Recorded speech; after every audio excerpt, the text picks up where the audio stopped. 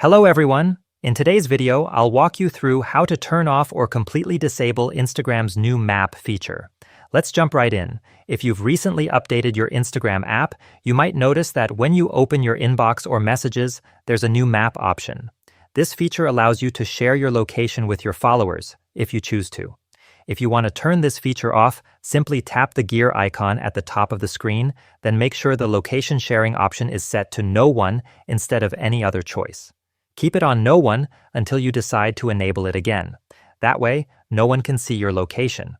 In addition to that, whether you're using an iPhone or Android device, go to your phone's settings, find the privacy or location settings, then select Instagram. Change its location access to Never and double-check that it's saved that way.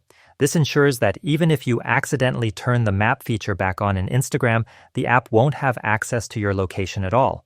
I hope you found this tutorial helpful. If you did, don't forget to like the video and subscribe for more Instagram tips and tricks. See you in the next one.